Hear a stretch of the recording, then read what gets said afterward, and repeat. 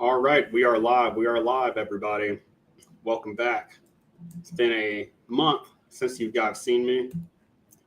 Apologies, I was busy doing some client stuff, but we're all back now, and I have some exciting stuff I want to share with you guys. But first, my vets over here know I need to do my little routine here. I need to go ahead and include my go ahead and drop the link to my live stream on my Facebook group, and then just make sure my audio is good across my platforms, and that will just give people time also to join. It looks like I'm not able to share my screen. I think there was an update here. No, I can share my screen. I think I'm good. Let's just make sure I can. Window. Okay, I thought I had to jump off. Great. Okay. Great, guys. So we have some great stuff in store for you guys today. Great presentation I put together, and I'm going to be doing a live demo on this. So again, let me just check my audio, make sure everything's good, and then we'll go ahead and get rolling. So I'm going to mute myself.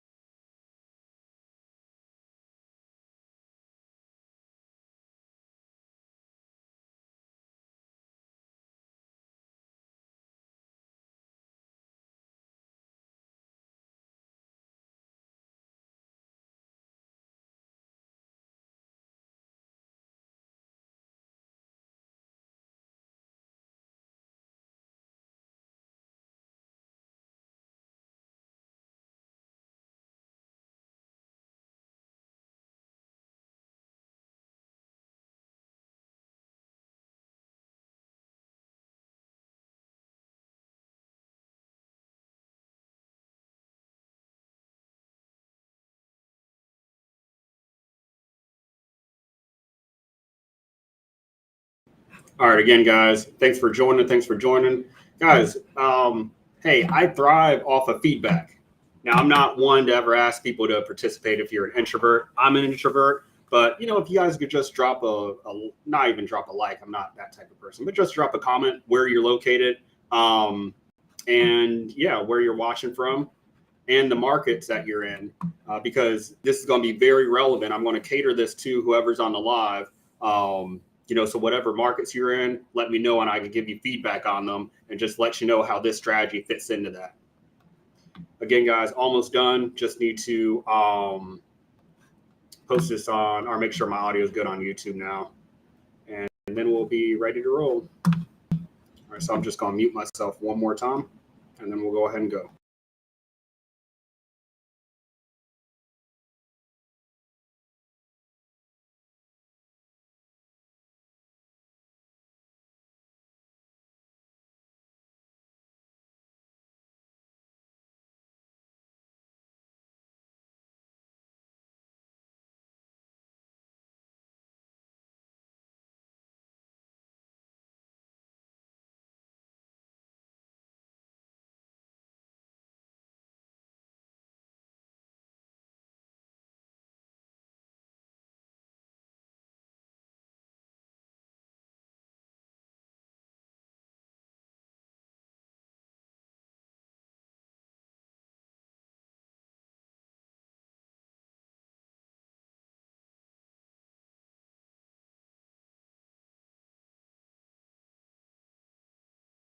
I have to check all these platforms because sometimes they won't stream. Like YouTube, I'm having an issue now, so just give me a second, guys.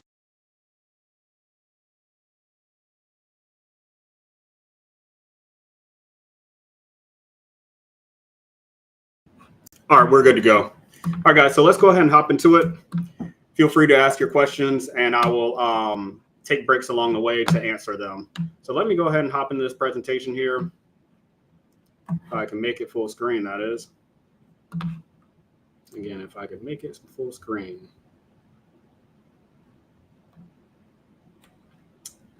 Alrighty, so what are we covering today? Guys, here's the issue. So a lot of investors right now are going in the wrong direction when it comes to marketing. I'm not going to sugarcoat it. There's a lot of bad advice out there. I don't want to make this sound like a lecture, but I think there's an urgency that needs to be in my voice right now, just because we're getting in the winter. And if you had like a stale summer and you didn't do what you wanted to do, accomplish your goals as far as getting deals during the summer, my friends, winter isn't going to be getting to get any better if you didn't have a big summer. So if you were barely getting by in the summer and then you're doing the same thing in the winter, you got to stop. What they say the definition of insanity is doing the same thing over and over again, expecting different results. So we're not doing that today. I've been experimenting with my team. One thing you could always expect from me, and what you'll get is being ahead of the curve and always being dynamic with my marketing strategy. Even when I do marketing campaigns for clients right now, guys, I adjust in the first week or in the middle of the campaign. I won't wait until it's over and say, well, we didn't get you any leads. We'll just try again next time or try a different list. No, we always need to be improving. This is what I think the process is about when it comes to just perfecting your craft.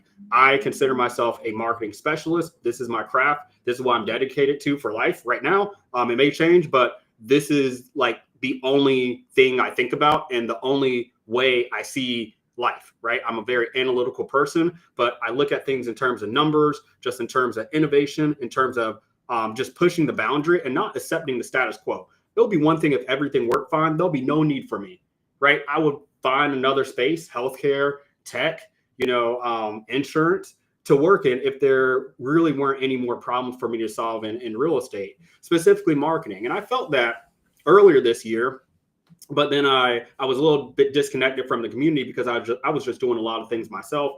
I was working on my own business, my own goals, and then serving the clients I was serving. But as I went back out in the community, because here's the thing, guys, with the whole AI thing, I couldn't tell anybody anything, which is another reason why I took a little bit of a break. I needed all that hype to die down.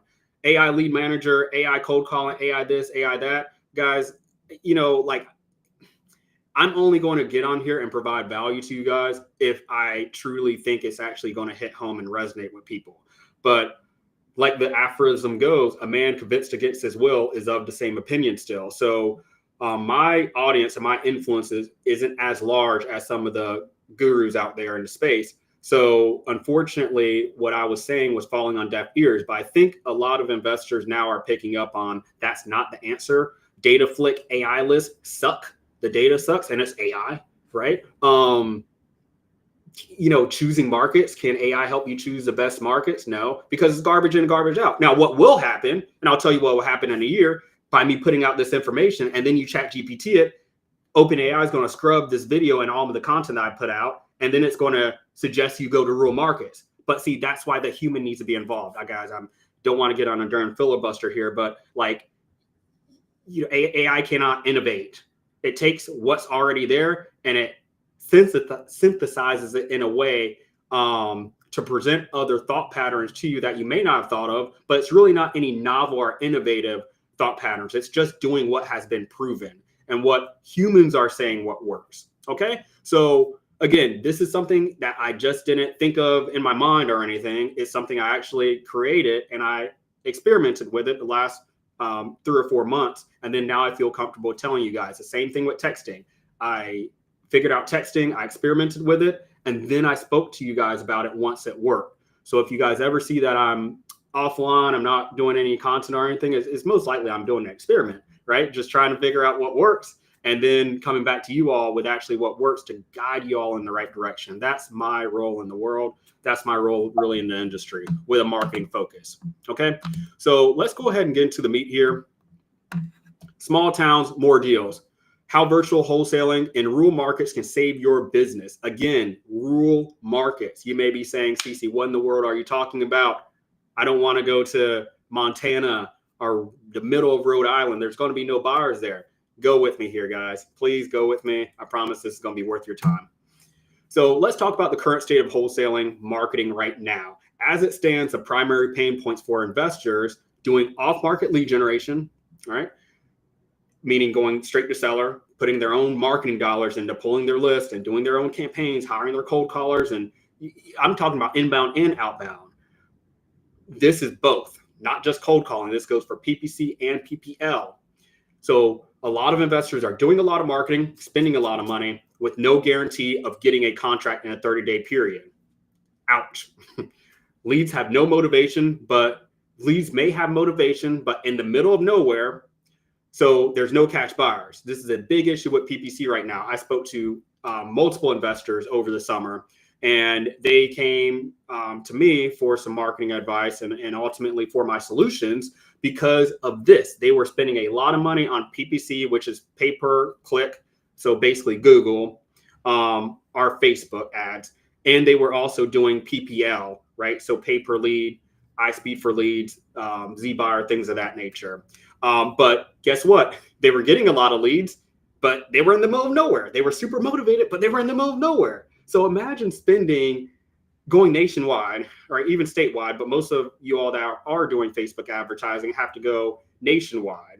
Okay. Imagine going nationwide and then finding a house that has a lot of motivation. Seller wants $50,000 for it.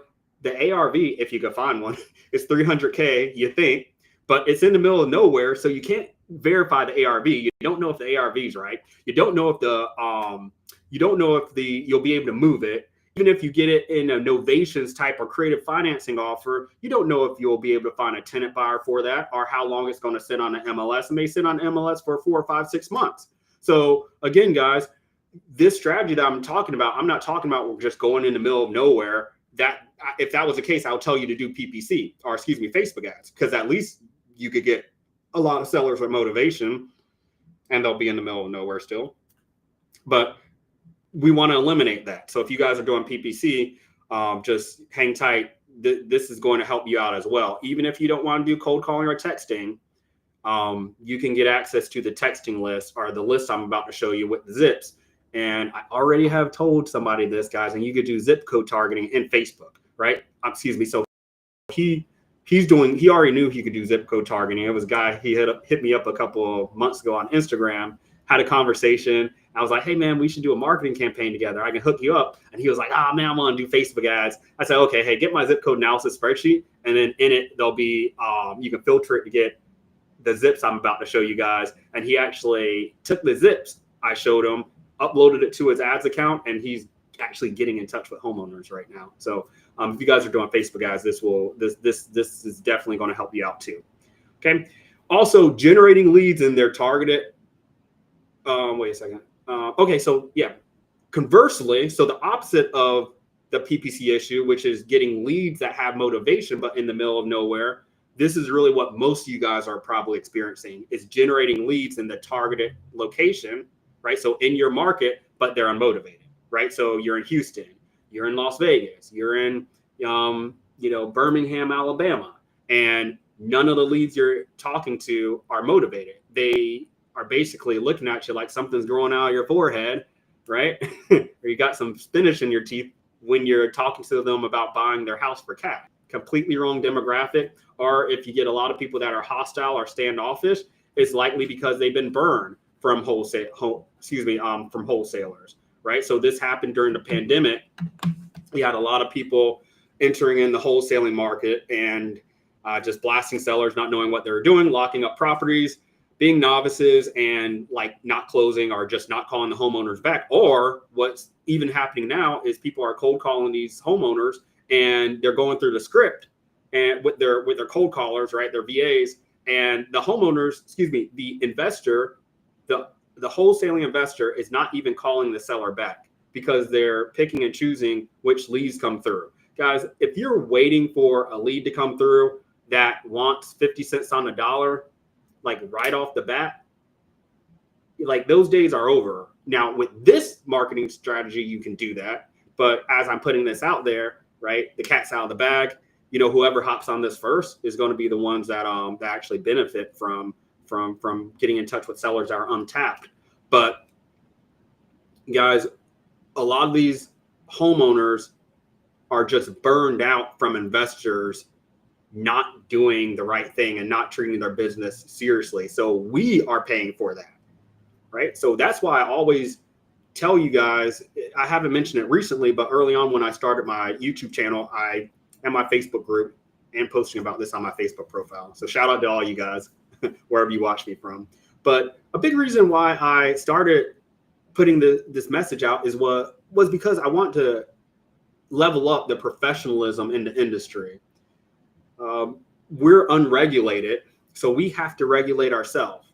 There's going to be a lot of bad actors, but if I can do some benevolence and to influence the next crop of wholesalers and investors, when they talk to homeowners, they're professional, they're doing things right, and it's going to make everything so much easier on me going forward, because I plan on being in real estate, wholesaling, investing, land investing. Wholesaling is a tool in my tool belt. So it'll be a tool in my tool belt for my whole life.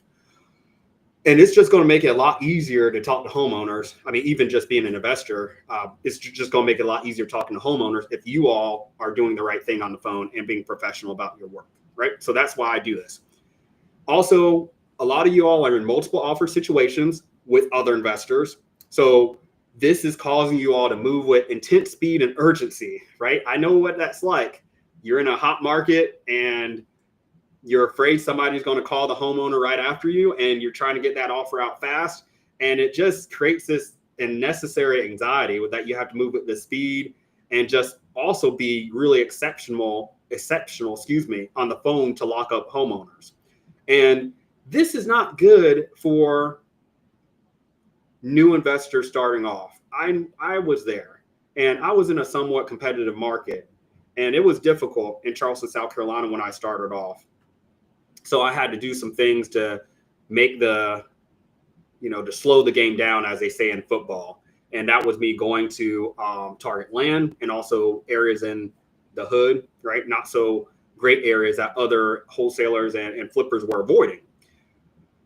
And it was still difficult. And that was 10 years ago when I started. So I know how difficult it is for you guys now, right? We didn't have cold calling or anything. There was still a little bit of a higher barrier to entry. So if anybody wanted to do marketing, they at least had to throw up, 2 to 3K for a direct mail campaign. Now the barrier entry is low. So markets are a little bit oversaturated because it's a lot easier for people to get in and market. So new investors, I feel for you guys, because it's difficult starting this thing when you're serious and you have a whole bunch of other people trying to invest in the same market. So this strategy will give you a little bit of competitive advantage, right? I'm all about making things easier on myself and keeping my cost per deal low. I'm going to check and see if I have any questions over here. Team, if you have any questions, drop them. Again, I am motivated off of feedback. So questions, comments, if you guys like anything that I'm hearing, let me know, or else I'm going to think you guys think something's growing in the middle of my forehead. Guys, if I wanted to just talk and interact with myself, I would just record this video and put it on my YouTube channel and post it on my Facebook.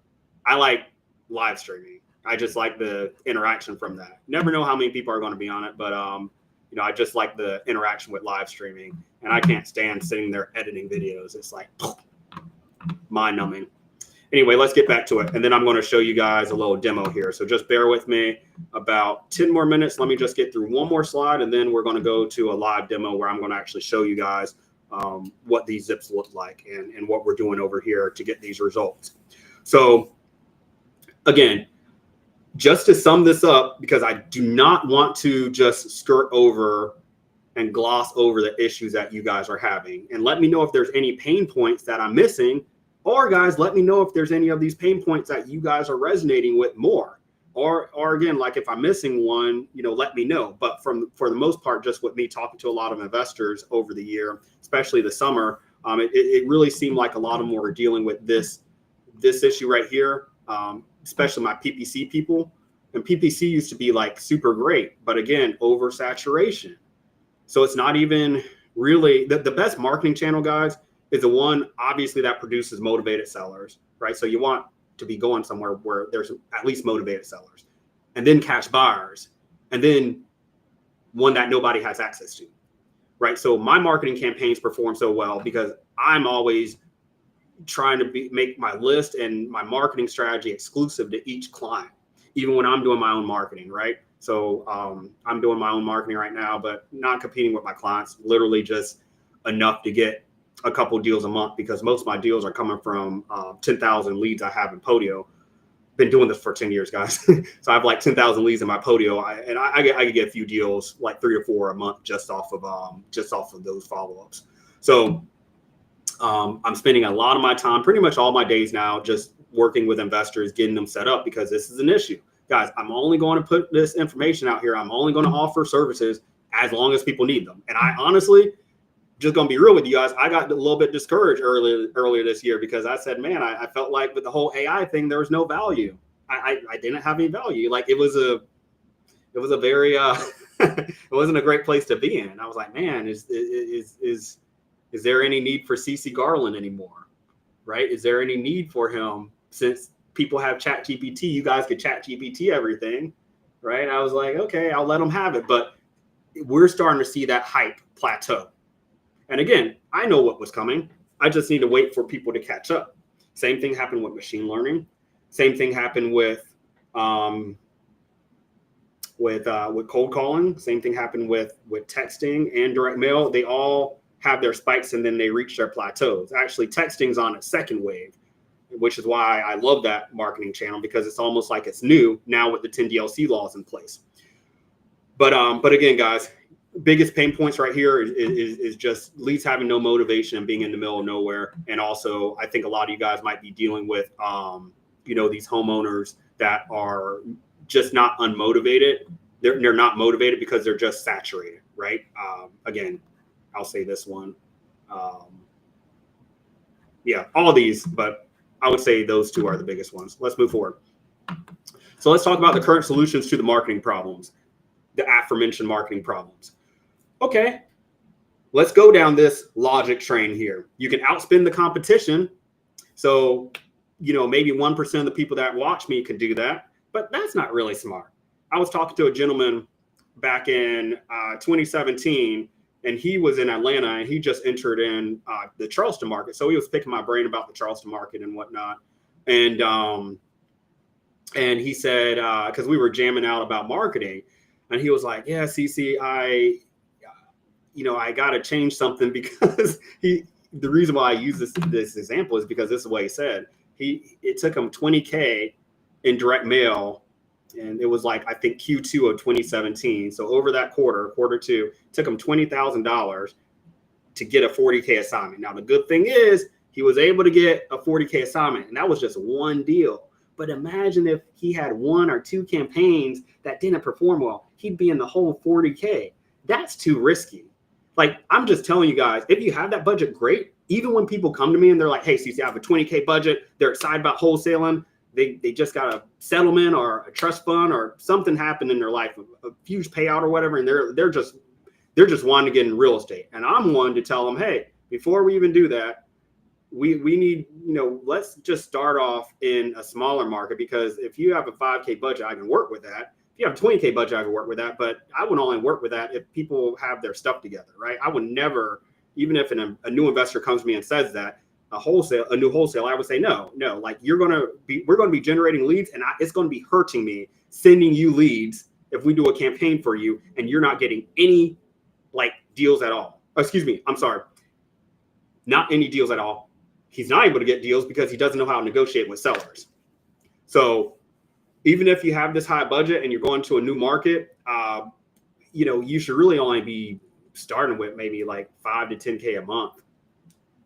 Lower than that, right? Our cost per deal right now is about $3,000 per month. And we average our cost per deal over the quarter, right? If we,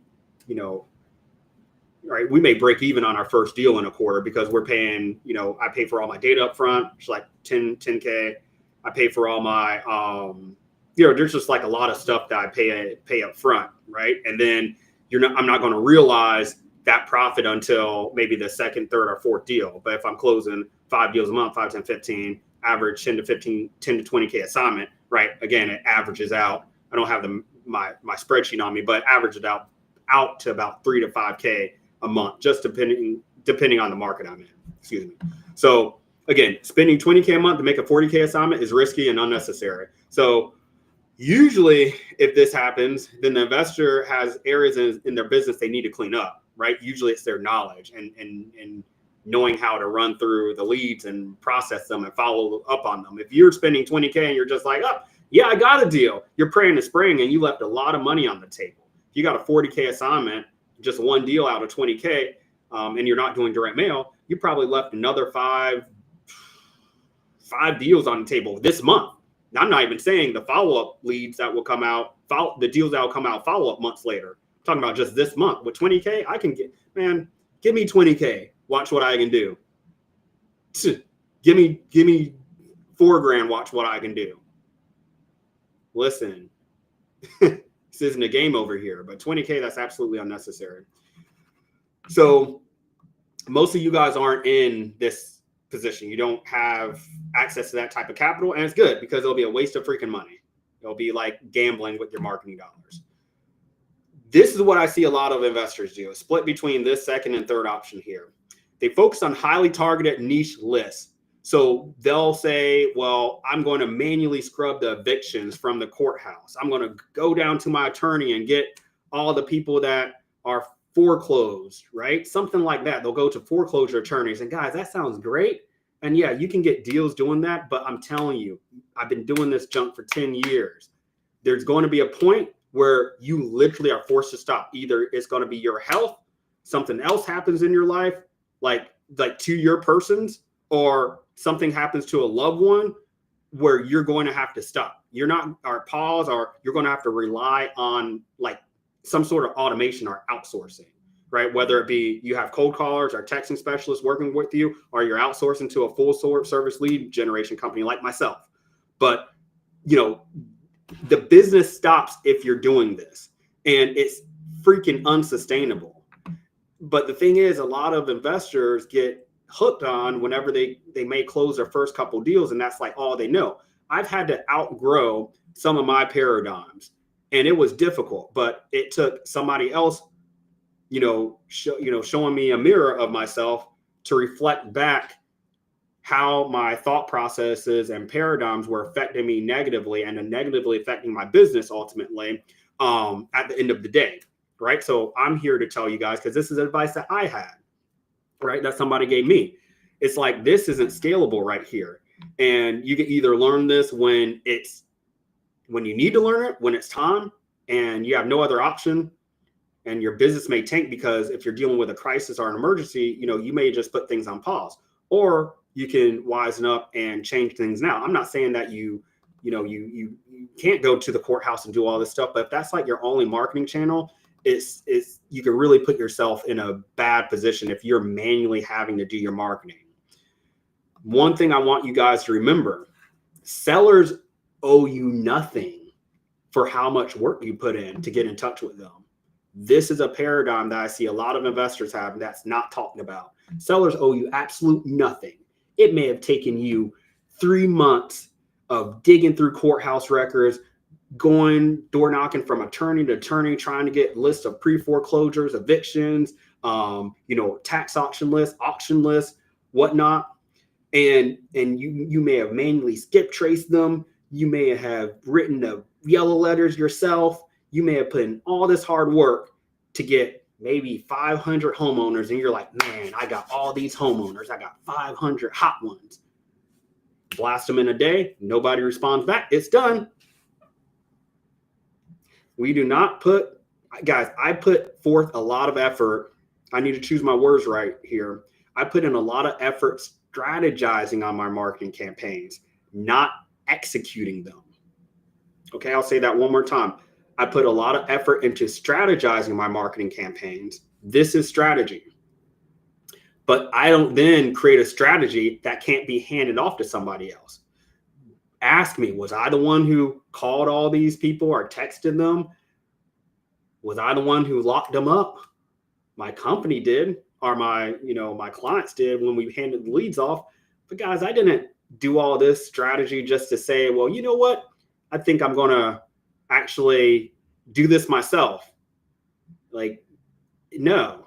number one, I wouldn't have been able to test this theory out at all and prove that it worked quickly. I wouldn't have been able to do that in a quarter.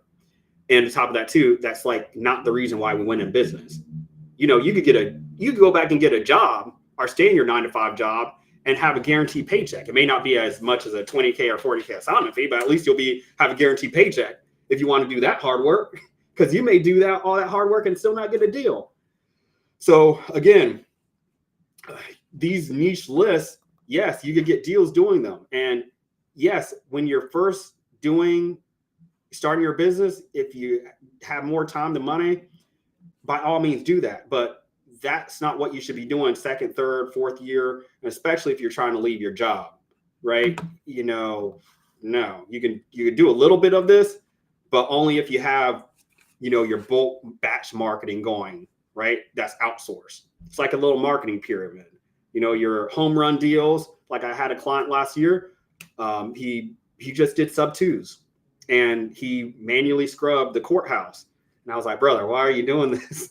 Couldn't convince him otherwise. And again, worked with him in my system, hired his virtual assistants and stuff for him. But he was hooked on that because he got the googly eyes. I'm telling you, he fell in love with the first deal he did that way. And he made $200,000 on the deal. Great. But unfortunately, that's not the norm. So he could scrub all these records, and I think he was getting homeowners from the it was a foreclosure and auction list. So not the pre-foreclosure list, people that were actually going to foreclosure in 30 days. So it literally, he had to be on top of it. He had to be timely. He had to be hustling and grinding every day. Now, I still hustle hard and work hard in my company, but it's on the right things. Okay? So what you should be working on is like automating the marketing and stuff out. Again, you are a little bit hands-on, but you're overseeing it. You're overseeing the marketing process, but you should redirect your efforts to actually like getting the deal locked up or after the deal's locked up. So what I've seen this year, a lot of reasons why the deals fall out of the pipeline is because there's just like not enough communication with the homeowners, or wholesalers don't know what to say when things don't pan out well. And again, being in these super competitive markets, you're going to deal with impatient sellers because, like I said in this previous slide here, we had a lot of wholesalers lock up properties and just like not close them. So they're expecting 2 weeks to 4 week closings. So if you don't get in that house in a week, I've had homeowners be like, just like cancel the contract and just say, oh, this doesn't work. You guys are just like the rest of them. And, you know, like, I'm not going to fight for that. Like I'm blessed. I'm in a position in my career where I don't have to fight for that and chase that down. Like, okay, whatever. You know, especially if it's like right after we got an under contract, I'm not taking them not forcing to sell. I'm not doing all that crap. I used to have that in me. I'm not doing that. Doesn't make sense. But a lot of homeowners, they're just burned from wholesalers, right? So again, so what you have to do and what your focus should be on is working through those delicate situations. If you need to get in the house for the 10th time after you said to the seller, only take you 5 times to get in the house. You already been in there 10 times and you need to get in there one more. And you're afraid that the deal's going to fall apart if you don't get in there, if you ask them one more time. That's where your effort should go towards. A lot of investors are stuck in this marketing thing. And I get it because it's super confusing and there's not like a lot of good information out there. You got people pitching their services, courses, coaching and all that. You have a lot of people, guys, and I can read because I follow gurus and stuff or whatever. And I'm nothing against a lot of these guys because I even do it. But I believe I'm doing it and I'm actually giving people the best solution where I'll make a post on Facebook or on Bigger Pockets. And yeah, I'm not going to lie, there's a like way, there's a direction I'm trying to take people, right? There's a journey, there's a selling journey I'm trying to take them, but I know my solution is the best. And you have all these other people and they're just like the loudest people in the room. And just because you're the loudest and have the most followers doesn't mean your system works best. And I'll be honest, guys, a lot of these people, these gurus or whatever, they don't know anything about marketing. I want to say something else, but I know a lot of you guys listen to me on the road. or taking your kids to school. So I'm going to keep it G here, PG at worst. But I do want to say something else. But a lot of these guys just are extroverted, super like macho, like acquisitions. People just lock the seller up. Da, da, da. Guys, those people know everything about acquisitions. Go to them for acquisitions. But guys, don't ask them anything about marketing. They don't know what the heck they're talking about, right? Heck, it's PG, right? Keeping it PG. So yeah, I have other things to say, but again, I'm trying to keep this positive, not take this down negative rabbit hole. So keeping the sellers engaged. If the deal's taking longer to close, that's what you should be working on. Vetting your buyers, making sure they're actually closed, and then getting ahead of if they'll ask you for a negotiation or try to negotiate with you right before closing. I've had buyers doing that, right? So, making sure your buyer relationships are intact and you're just nurturing those. And this is where really your effort as an owner should be placed, because again, anything that can be outsourced, I'm going to outsource. Anything that a VA can do, or somebody of lower quality or a company like a marketing company you do, I'm going to outsource it to them. And then I'm going to focus on the only things I know I can do at this level, right?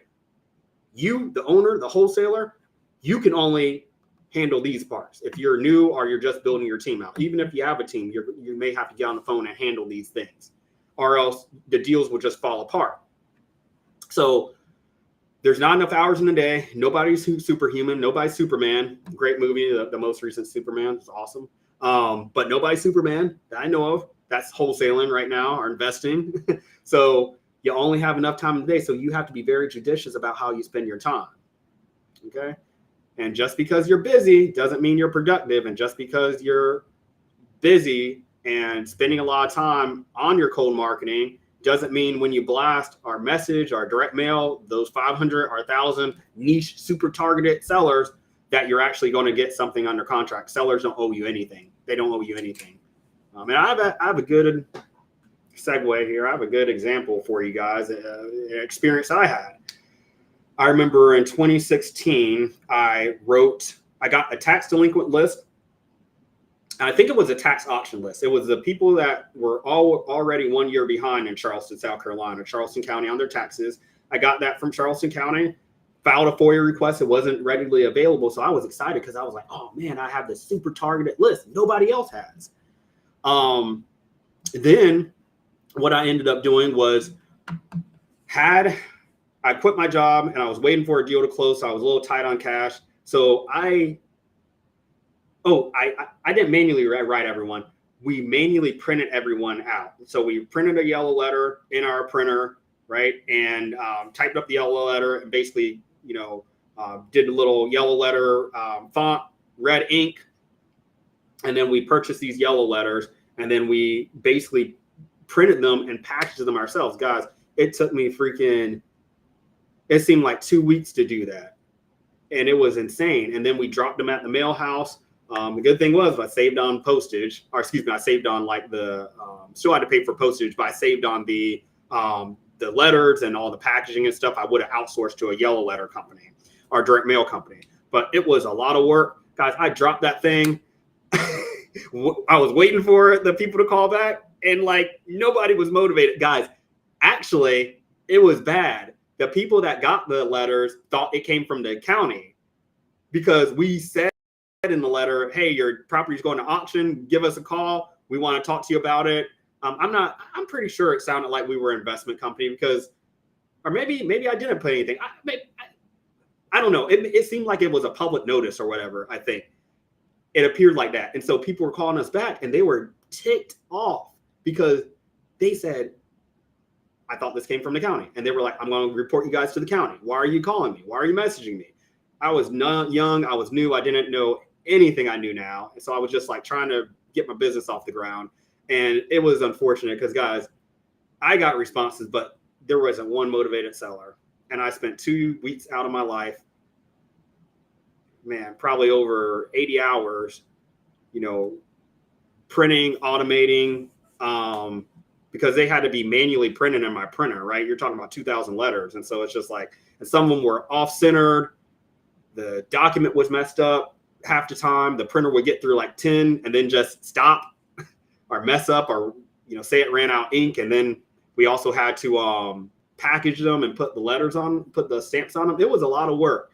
And I put in all that work, and that's when I learned this lesson. It doesn't matter how much work you put in to get in touch with the homeowners. It doesn't matter how much work you put in your little niche list. They don't owe you anything. It's all about volume.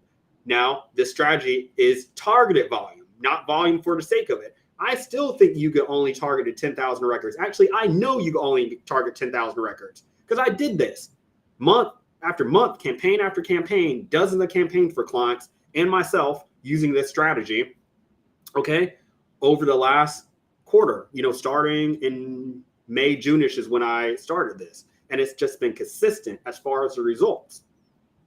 So, yes, this is the strategy. Let's go. Excuse me. One more thing, guys. Going to a virtual market. That's also a solution. So that's really going to segue into the next slide and actually talking about the strategy and going in depth with that. But yeah, choosing the correct virtual market is important. So, but many of the virtual markets that you guys are going to are basically saturated. So having the same problems. So we're back at square one. Let's talk about the solution.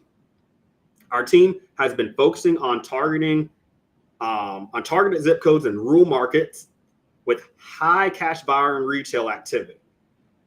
We're going after zips that are classified as low density according to the Census Bureau. So the last census was in 2020. So any of those areas that are considered low density, I think it might be, I don't know, it's like a certain number of people per capita. I don't even want to take a stab at it, but it's a certain number of people, per square miles. So if the whole zip is like 100 square miles and it's like only one person per square mile, it's going to classify that as low density. But here's the thing, and this is what I realized. And this was like a moment of just like, it was an epiphany. I live for these epiphanies. These areas, okay, so let's just say we have a low density zip. Okay, all of it could be low density, and you can look at these zips and it's like a whole bunch of green and like farmland. You would think there's a whole bunch of farmland and there's like nobody living there. But a lot of these low density zips, team, they'll have about 10 to 20 square miles where it's basically everybody lives there. So it's like this little built out block, several blocks, but it looks like a square on the map. But the other 50 or 100 plus square miles are all rural and green and undeveloped. When you look at the map, it looks like farmland or forestry. So according to the Census Bureau, they're looking at that, the whole zip, maybe 100 square miles. And they may say, shoot, only 5 people per square mile are living here. This is rural. There's nobody living here. But when we zoom in, and I'm going to show you guys an example, just bear with me here. I'm going to show you guys an example of what this looks like graphically.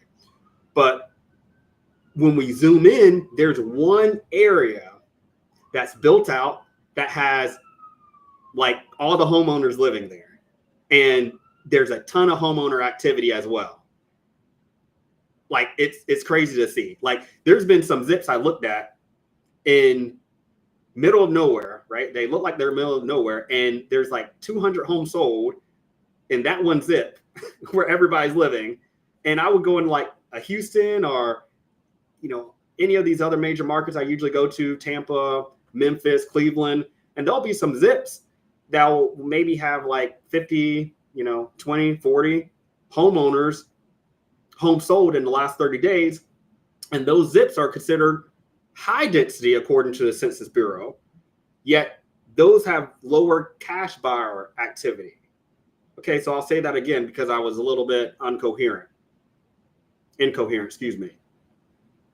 So there are zips in very popular markets right now, Cleveland, Houston, etc., where they're classified as high density or very high density by the Census Bureau, yet there are fewer homes sold in the last 30 days than in some of these low density zips.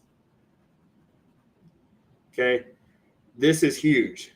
And once I realized this, I said, oh, this opens it up to a whole nother demographic that's not being targeted, because what do people do? Investors, virtual wholesalers, we usually target whole cities. We're not like just targeting zips.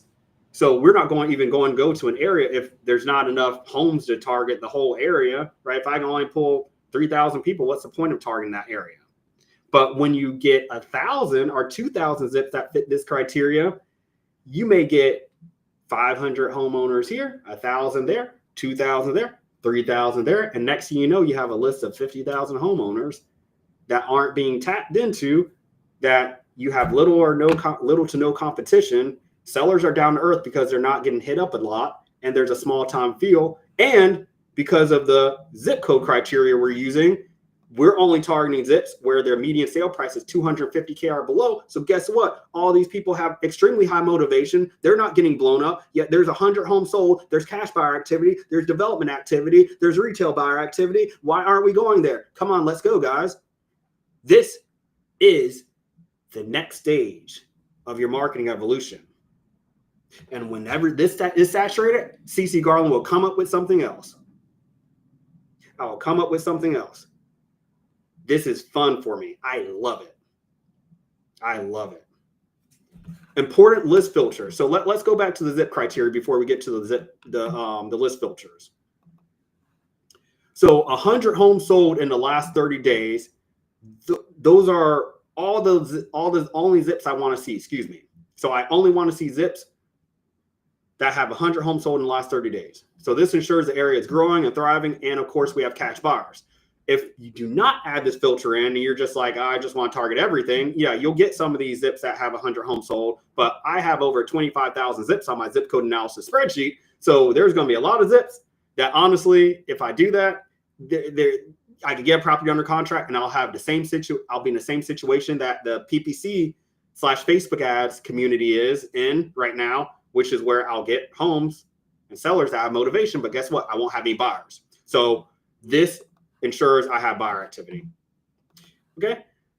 250,000 or less median sale price. This ensures big here, guys. I'm staying away from like little niche vacation communities, right? Zips that are, beach towns and stuff like that, right? We don't want to go to any destination zips.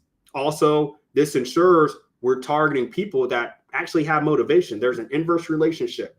My vets that have been following me for a while know this. And I'll clue you guys in if you haven't heard me say this before, if this is your first time here. Welcome if this is. So there's an inverse relationship. Seller motivation over here, or no, I'll do sale prices over here. So how much have homes sold for in the last 30 days? And then seller motivation. The higher the median sale price in an area, the higher that homes are selling for, 500K, 600K, 700K, 1 million, the lower the seller motivation is going to be, right? It's an inverse relationship. The lower the median sale prices are, specifically below the national average. The national average right now is 400. It's right around $400,000. I think like 420 actually, 420 and 430. So if you're significantly below that, your market's at 250K or lower, then you're going to have more cooperative sellers, and you're not going to be competing against realtors and like just different vendors and stuff that are playing the same game we're playing, right? You're not going to be competing against them. You're just going after these people. These people aren't going to go out and have a Whole Foods to the left. They're not going to see Keller Williams, we want to buy your house or help you list your house. Home prices are rising. They're not going to see that to the right when they go out their neighborhood. But we're also not in purely stagnant and not growing communities, right? So if I see it, any of these zips have had 100 homes sold in the last 30 days, I know for dang sure, PG, wanted to keep it G, going to keep it PG. I know for dang sure that this area is growing. You cannot tell me in the last 30 days, if 100 homes were sold, that's not growing. Now you may say, well, CC, what if there's cash buyers? Guys, there's going to be cash buyers in there. And the good thing is our cash buyers are going to have retail homeowners to sell to. There's going to be a mix of new development here and a mix of as-is properties being sold. You can't tell me that all these homes sold have just been as-is homes that have not been renovated. No, there's house flippers there. There's flippers there. And a lot of these areas I am going to show you are like slightly outside of the main MSA, right? So it may be Houston and it may not be in the main like MSA. It may be like on the outside that's not even included in the MSA, or it may just be a rural zip in the Houston market that others aren't targeting because nobody lives there, right? You know, if you get that information from realtors, why would you go there? Nobody there. Guys, I'm all about the scientific method. I'm all about coming up with a theory, not just a crazy theory, but you know, coming up with a theory and then testing it and seeing if it works. And once I have the empirical evidence, that guides my decisions going forward. Now, are all of my experiments, you know, fruitful? No. Are all my experiments profitable? No. That's why I wait for a while before I present some of these things to you. And I do try to be real and share my losses with you as well, things that didn't work, right? Earlier, like I told you about the direct mail that I did, manually, you know, created those direct mail campaigns, printed those out and mailed those, and that didn't work. So again, you know, learn from my lessons, and I hope you could hear my, you know, that I have some experience here and know that I really want to put you guys in the best position to get properties under contract. Because again, a lot of people that watch me are newer, and I know how it is when you first start. And this industry has been incredible to me. I love it. I've been out of my 9-to-5 job for 9 years, going on 10 years, basically 10 years coming in January, right? That's when I left my job. I have been 11 years into wholesaling, into real estate investing in general. I don't just wholesale now. I buy lots. I'm doing a lot of stuff. But a lot of you guys follow me for wholesaling stuff, and that's what I talk about, and marketing. But, you know, it's been a great industry to be in. And if you value your freedom like I did, and it's not a want, it's a need that you have to have your freedom. Like me, it was a need, and I had to work for myself. Like, you can grind out and make this thing work. And I'm here. I'm not saying it's going to be easy, or this is going to be like you're going to market to one person and you're going to get property under contract. Although I did do a campaign for my guy, Tyler. Shout out to you, Tyler. And I have to say this, guys, like our first time we did this strategy, we got him a property under contract. The first lead we sent over. Wow. Yeah. And then we got him another one later that week. So again, guys, take advantage of this. If you're watching this, this could be your way out.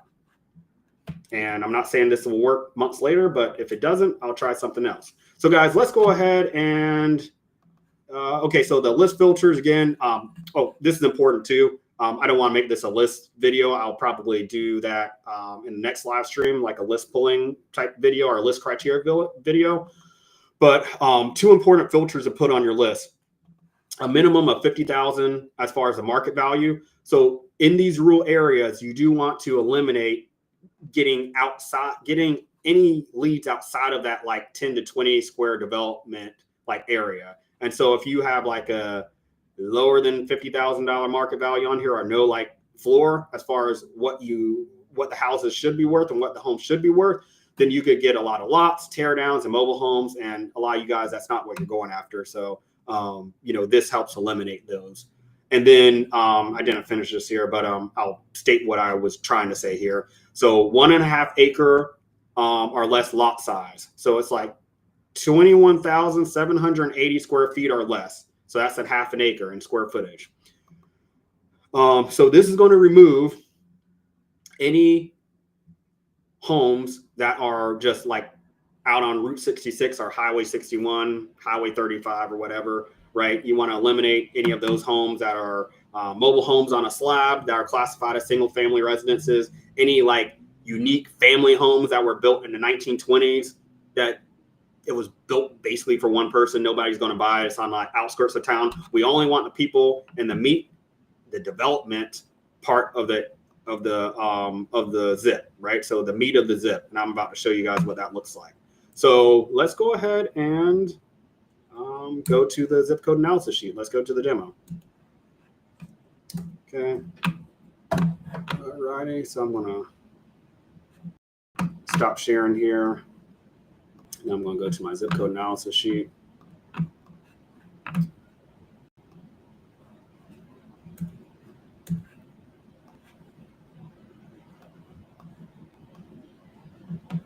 All righty. So here is my zip code analysis sheet. I know a lot of you guys have this sheet. If you don't, just let me know. I'll drop the link here if you want it. But let's go ahead and go into this. Let me make sure that I can actually, you can see my drop-down menus when I do this. So I might have to put, I have to put you guys on full screen here. 1 second. Yeah, okay, yeah.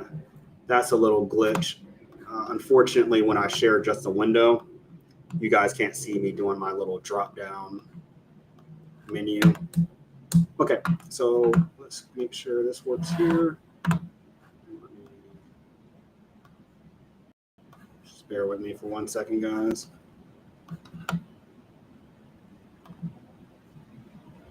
Okay, I'm pretty sure you guys can see that. So let me minimize this. Okay. All right, cool. All right, cool. All right, so let's drive this point home. What does this look like in practice? All right, in practice, my friends, I'm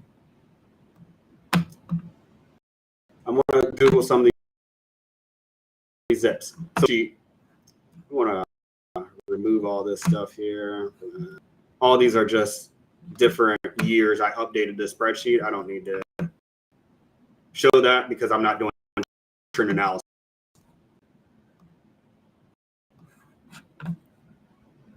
All right. Okay. So here's the zip code analysis sheet. Over 25,000 zips on here in the United States, right? All been scrubbed from multiple sources: Redfin, EIG.org, Census.gov, and yeah, I think those are the 3 sources I use. So this low density here, I think I sorted by low density, but this little thing right here, let me just sort all these by.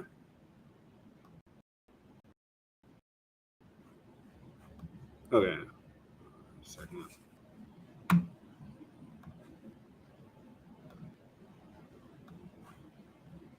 One second. Let me make sure I my sheet sorted properly. I was just working on this before I went live.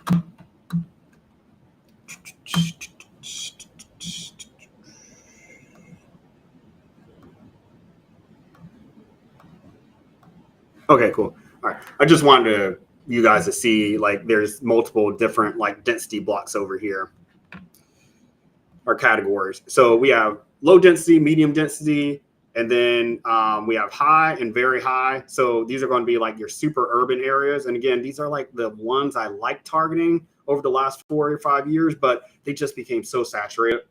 You just have a lot of people targeting these homeowners. But I really like high density areas. And maybe they'll cool off. And I still target them, but I really like this strategy because I'm all about spending less money to get a property under contract and less effort to get a property under contract and less fighting with homeowners. And again, this is going to be really beginner friendly for you all. So let's talk about it. First, we'll go over here and just do low density. So I only want to see the rural areas, just rural. I'll keep the distress level here, right? That's fine. I'm not going to filter that or filter this down too far. And then what I'm going to do is go to home sold. And this is going to allow me to only go to areas that are active, right? 100 plus home sold. Now I could go down to 50 home sold, but this already gives me 567 zips. And it's going to go down a little bit further because I'm going to put this filter on it, less than or equal to $250,000. And then this is going to give me a nice set of 70 to 71 zips to play with. Now, again, I have expanded this criteria a little bit to include medium density zips and then go up to maybe like 350K for some campaigns. But there is always a component of this being those zips, in those lists and campaigns I run. Just run the campaign and it's like, oh, well, just going to target medium density. I'm always going to have a combination of homeowners out in these zips on any campaigns. But Tyler actually just did these zips. Yeah, man, It's really unfair. Well, listen, I'm happy for it. Fair that he got so many like leads and deals and just uh, it's like you wish you could spread the wealth. Like basically he got an opportunity to get access to like my best marketing like strategy I put together like just for him. And like I pulled tax delinquent absentee homeowners that bought their houses for less than $100,000.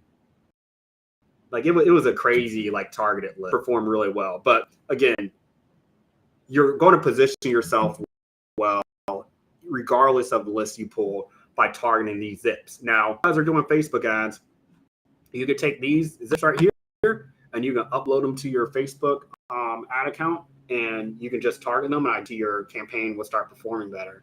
And you'll be in actually area there's cash buyers.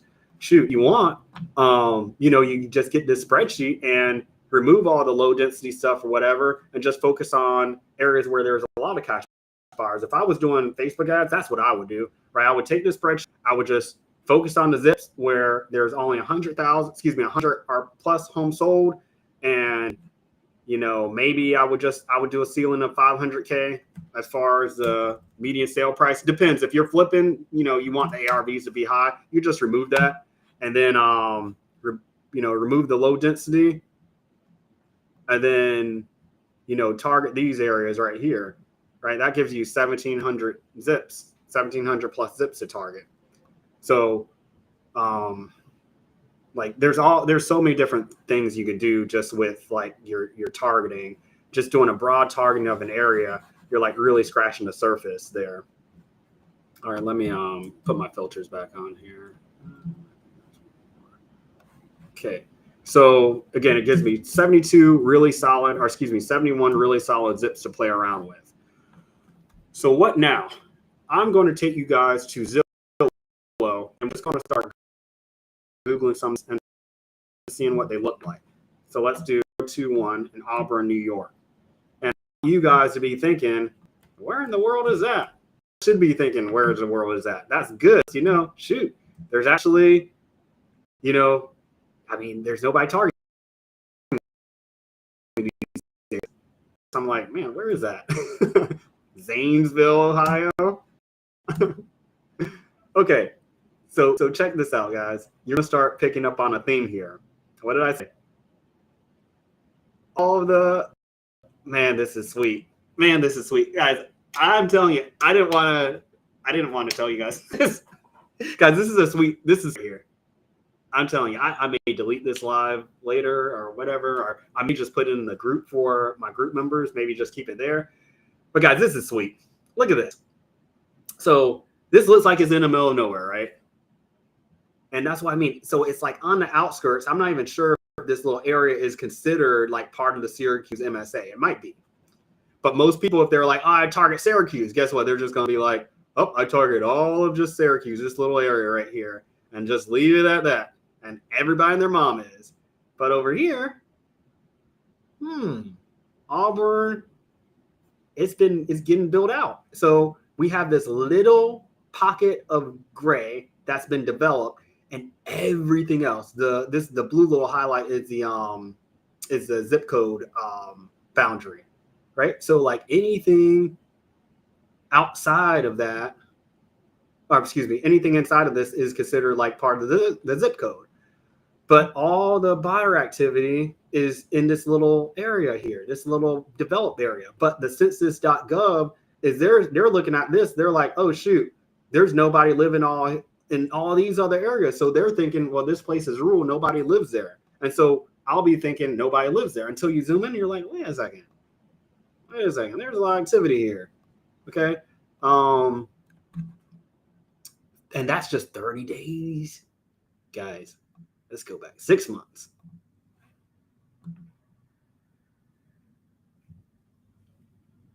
What? Guys, let's go back 12 months.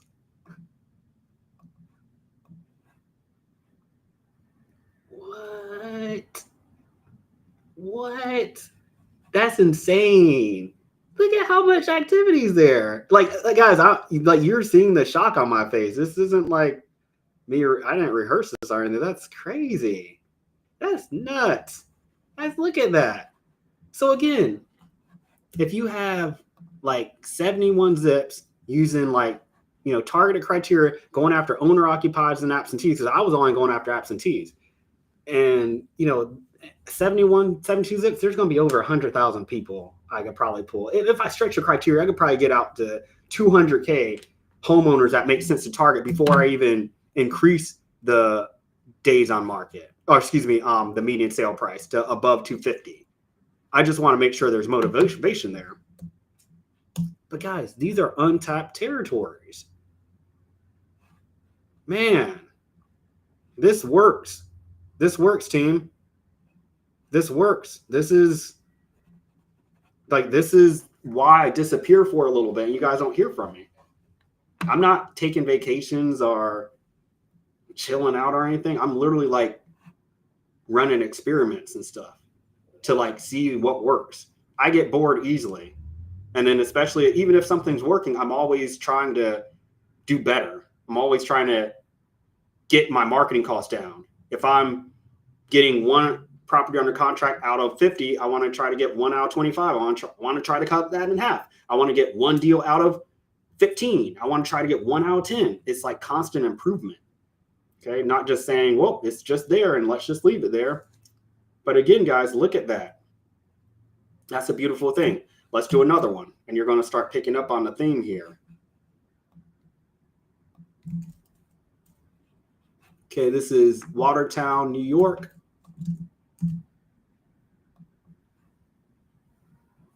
Right. Same thing, guys. Same thing. Look. Everybody and their mom. Fort Drum. Guys, I was in the military, right? Shout out to my Army vets. But, I was in Fayetteville. And so the same thing, I bet you they have a re-up there, Real Estate Investment Association, that you go to learn real estate. And everybody and their mom's probably like, oh, yeah, target this zip in Fort Drum. Target this area. Oh, go to Calcium. Is it really named Calcium? Wow. Go to Black River. Go to Phelps Mills. Even, okay, yeah, Evans Mills is a little bit out there. You go out there. Nah, they're not talking about going to Watertown, baby. Because guess what? There's nothing happening in Watertown. Let me recalibrate this or recenter this. Right? So 12 months, it's the same thing. Look at all this rural land that these areas are and flying underneath the radar. Okay. And these little pockets of gray that's built out among this 80-90% of the zip is green. It's rural. It's not developed. And everybody is living here. There's flippers here. There's cash buyers here. There's people from Drum, honestly, looking for deals. Probably, all the wholesalers are probably just giving them overpriced deals in Fort Drum.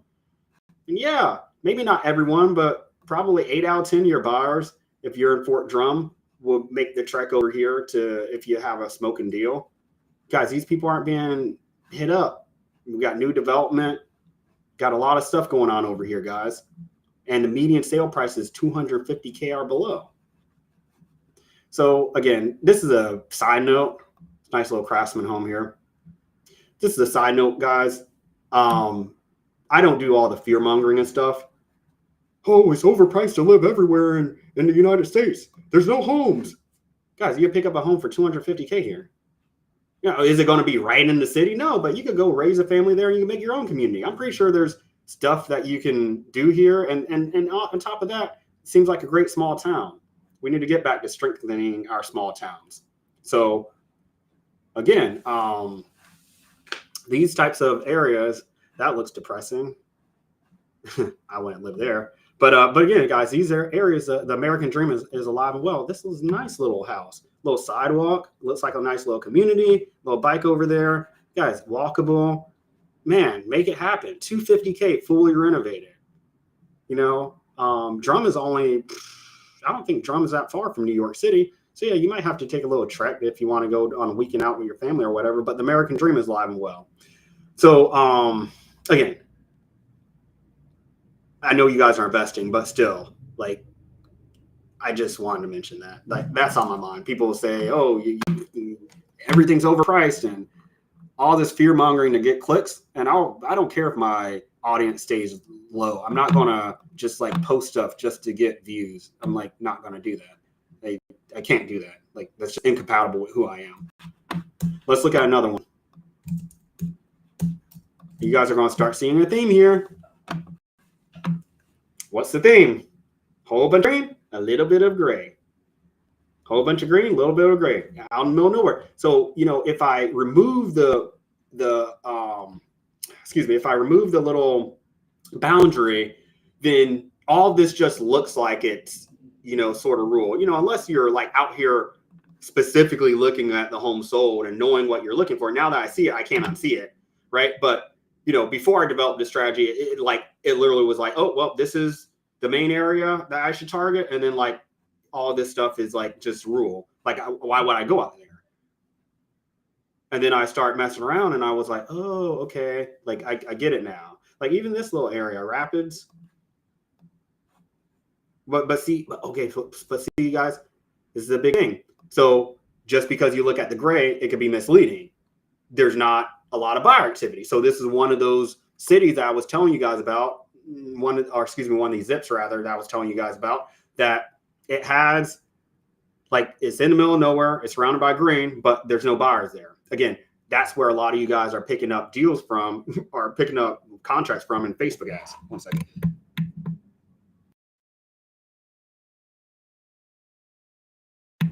Excuse me. But yeah, that's what a lot of people doing PPC are picking up properties from, just like these little areas. And they may get lucky and find one where there's a little bit of activity, but for the most part, they're going to be picking them up in the middle of nowhere. Again, it defeats the point of a marketing campaign just to generate leads, just to say you're generating leads and then try to move the home, knowing good and well you can't move that property. Just to say, oh, we got a property under contract, we got something on the books. It's like, you want to feel good about basically wasting your marketing campaign. It's like, you can cope, or you could just say, well, you know what, I may just need to target a little bit more, target better with my zips, or move to this strategy. Well, this strategy with outbound marketing. Okay. I'm going to just pause for a second, see if I have any comments. Okay, nothing. All right, cool. All right, guys. All right, let's get back to it. Let me make sure my audio is good. All right. Okay, audio is good. Because I muted myself. All right, cool. All right, going for probably like 20 more minutes, and we'll wrap this sucker up. All righty. So again, what's the common theme? Common theme is a little bit of development and a huge pocket of green. Let's go to another one.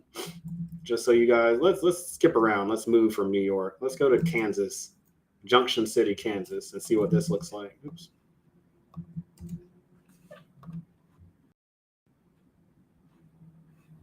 Man, see, look. Like, oh man, look at how huge this zip is too. No wonder it's classified as low density, because when you look at the entire zip and then you have these people just living here, you know, it may be like 10,000 people, and that may be the size of a normal zip in a bigger market. But you know, here it looks so out there and rural because, I mean, it's basically, it's surrounded by just green and undeveloped areas, right? And, but like, look, everybody and their mom's living here. Little Junction City, they got their own little thing going on here, right? Own little community, right? And these people, just like in other markets, they need our help. They need wholesalers' help. There's distressed properties here. There's new properties, there's as is, there's a good combination, especially when you're working with zip codes that have over 100 homes sold. And let's look at another one. Well,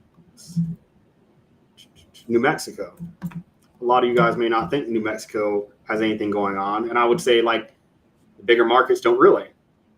And I wouldn't put a marketing campaign together just to go to New Mexico, but I'll include this in a group of zips that I'm targeting, right? Not the main zip, but a group of zips I'm targeting.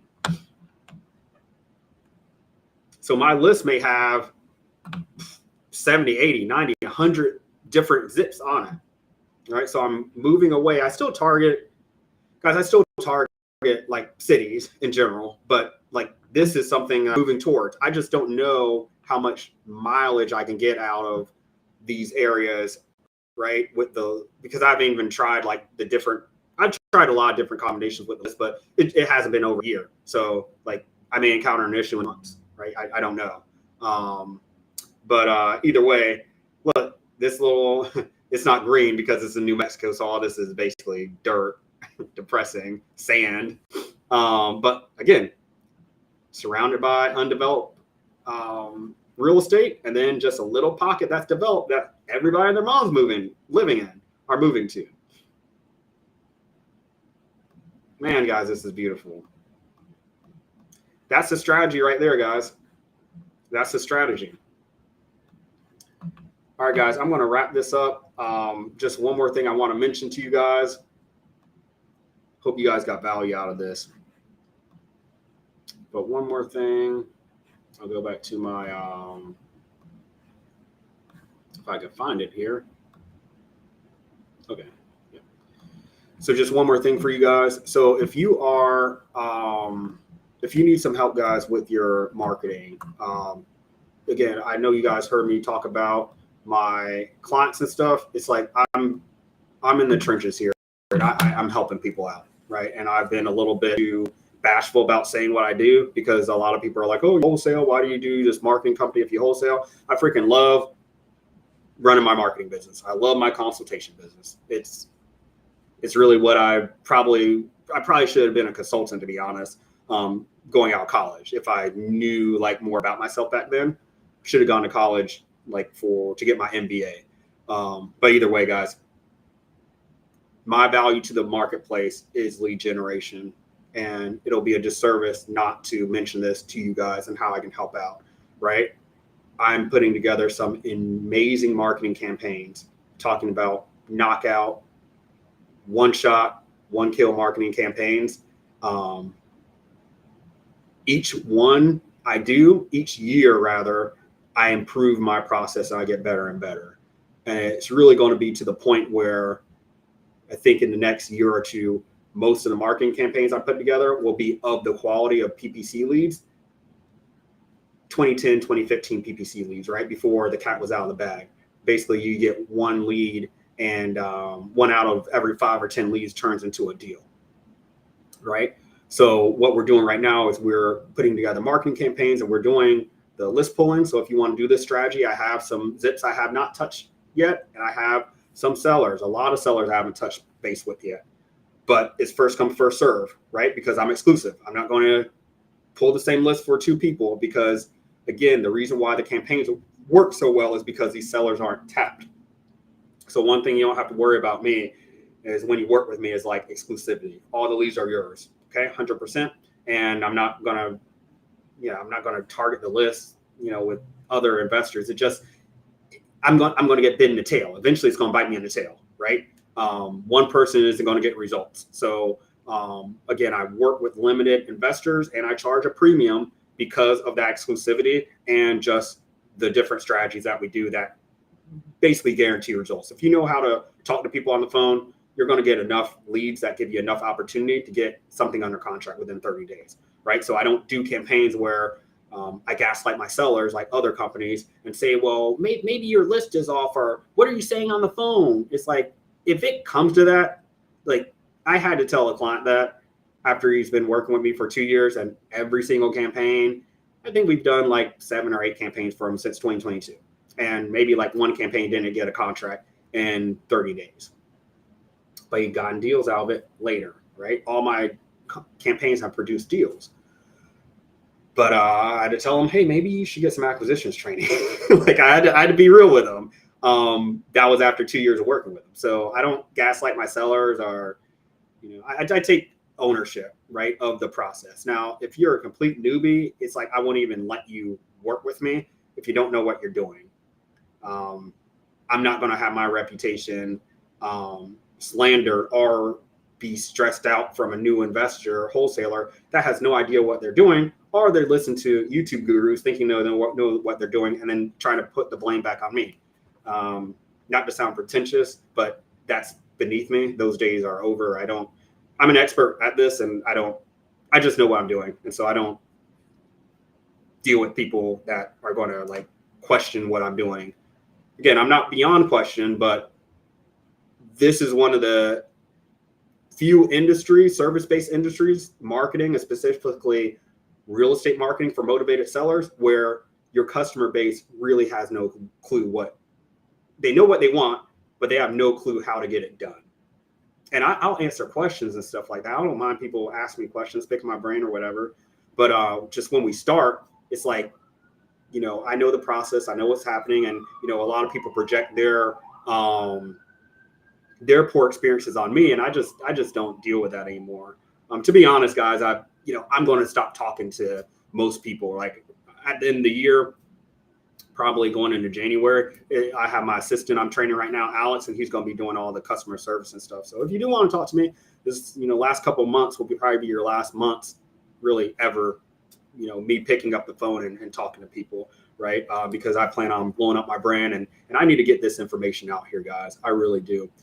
So again, guys, if you need a list, especially if you're doing direct mail, I highly suggest, if you're doing direct mail, guys, please touch base with me. If anything, touch base with me on skip tracing. Because if you're if you're paying several $1,000s marketing to a direct mail list that you didn't skip trace, like after you pulled it with a reputable company, guys, your letters are going to be going to tenants. Your letters are going to be going in the trash.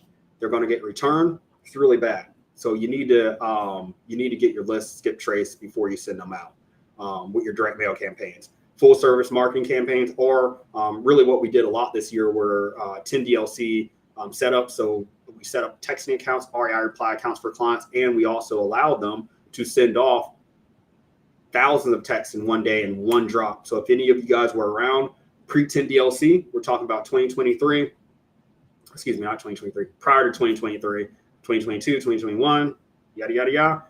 Guys, you're able to text just like it was the pandemic and before. So that's how we have our account set up. And again, it took us a long time to get them set up so we can actually market. And that's actually what we do in our full service marketing campaigns. Like, so we're not cold calling, we're just texting. We're texting, sending the leads to our appointment setter. Appointment setter is chasing the homeowners down morning, noon, and evening.